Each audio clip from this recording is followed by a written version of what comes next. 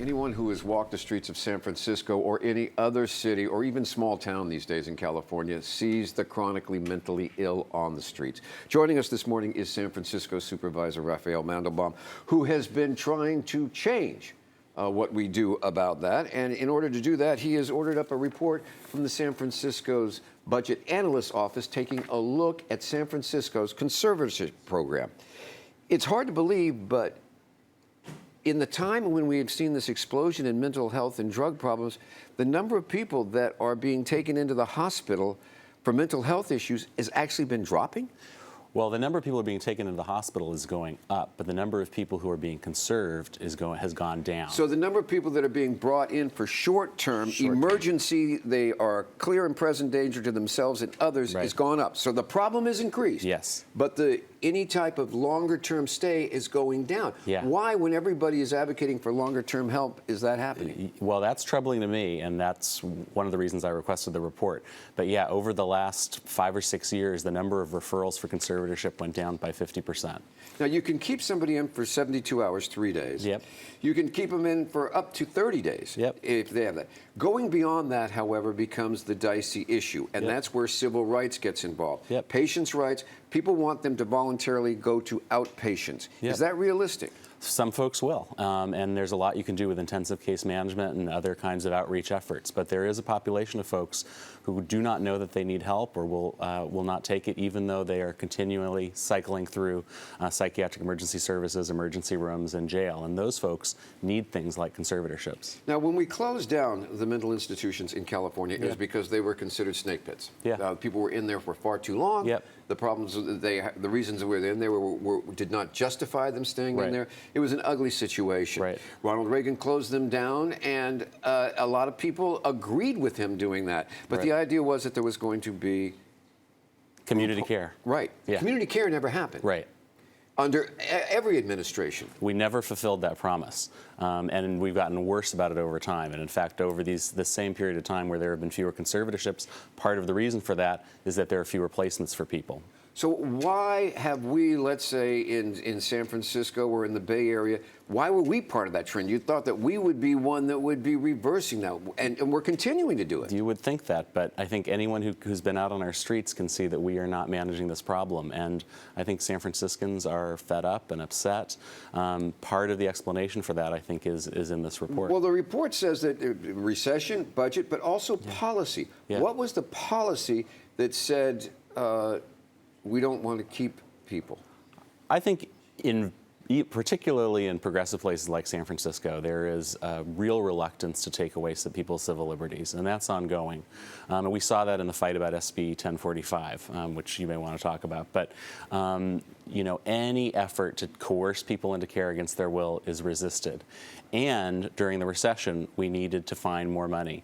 And so I think, you know, those two things have led to us doing a whole lot less conservatorship than we probably should. Can you stick around? Yeah. Because this is a big topic, and I'd like to take another segment for it. So we're going to take a break. Rafael Mandelman, San Francisco Board of Supervisors.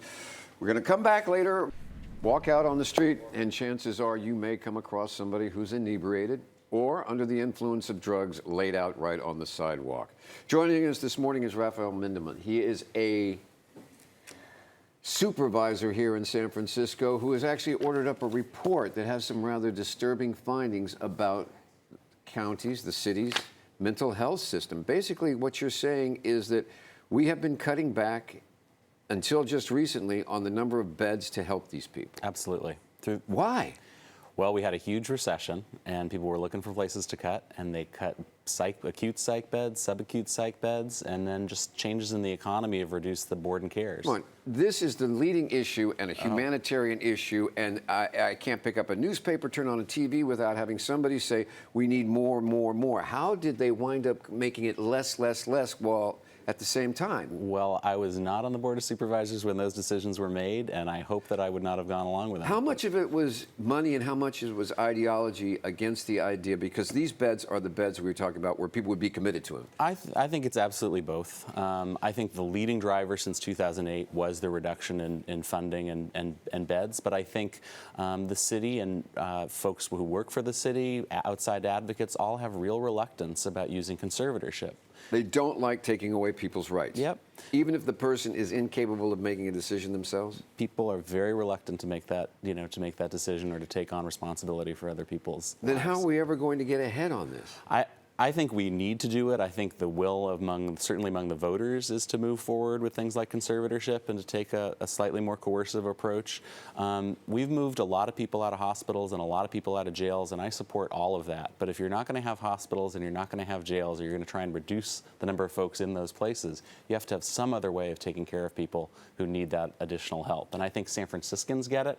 I'm not sure everybody in City Hall gets it. Now, you can put somebody under mandated care if they have a mental health problem, if they have an acute alcohol problem. Yeah. But not if they have an acute drug problem. Right. Why is that? It's a huge problem in San Francisco. Half the folks who are going into psychiatric emergency services on 5150 holds are coming in with meth in their system. People can see meth-induced psychosis on the street. We have a meth task force looking at the problem of meth. So it is really problematic that we don't have better ways of dealing with folks who So the only way to deal, or the possible two venues of dealing with somebody, let's say, that is out of their mind on meth, is one is jail. Yep. And we don't want to put people in jail for drugs. Right.